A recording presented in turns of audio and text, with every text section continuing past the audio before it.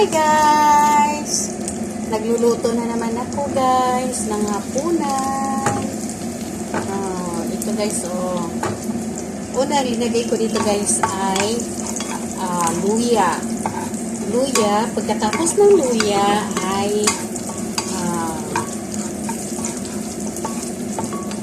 onion. Pagkatapos ng onion ay yung garlic, aho sa Bisaya pa guys. So kailangan natin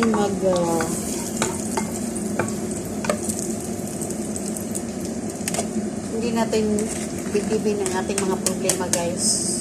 Enjoy lang ating life. Our life is short. Kaya kailangan hindi natin bibigyan kung ano mga problema doon dumaan sa ating mga buhay. Kasi po, pag dinibdig natin yan guys,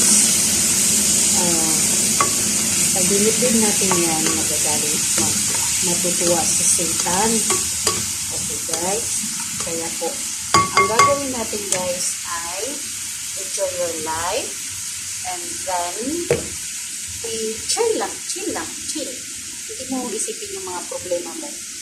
Kasi pag ganun ang tao guys, normal yan na. Linagyan ko siya ng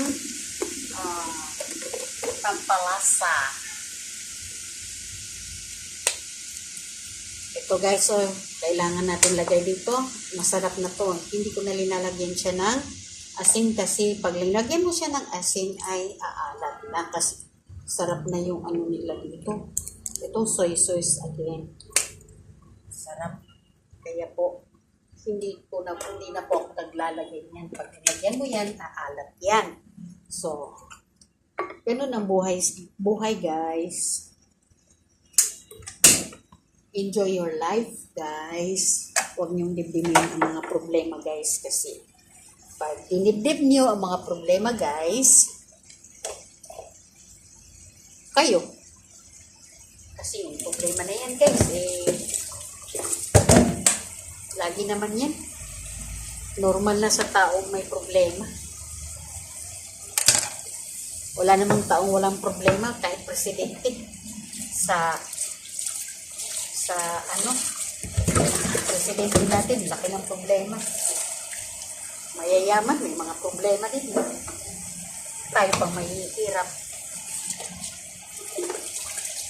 Kaya, kailangan natin yan.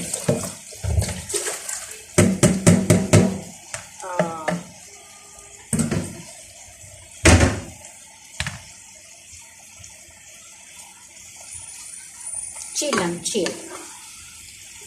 Okay. Ginawa ko siyang adobo.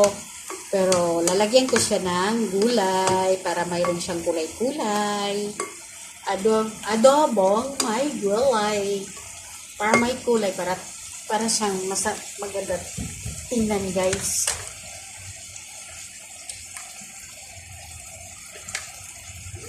Lagyan mo ng konti ng hot water.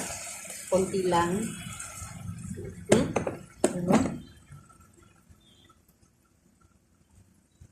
Konti lang na hot water.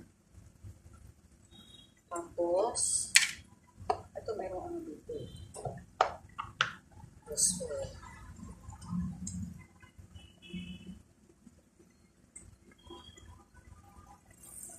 tatakpan ko muna guys. Tatakpan ko muna guys.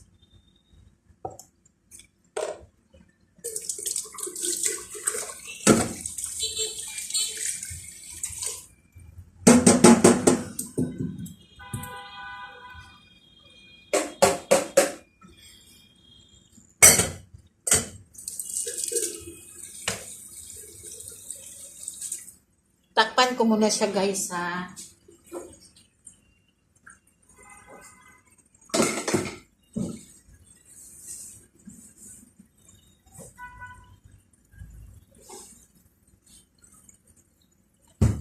Tapos, gagawa ako ng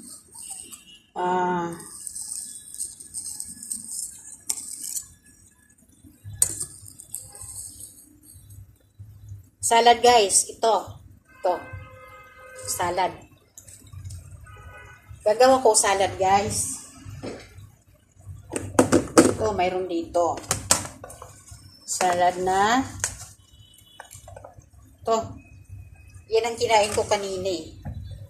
Ng lunch. May konting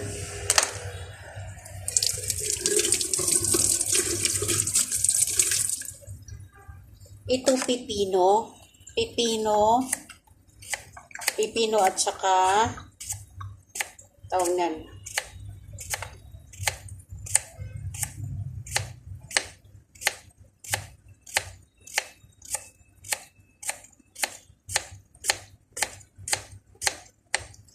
pipino at saka tawag nito, guys. Ayan. Pakainin namin yan. Hindi ko na yan siya linalagyan ng ng suka o ano-ano. Ganyan lang siya, guys. Ganyan lang. Ito lang, oh.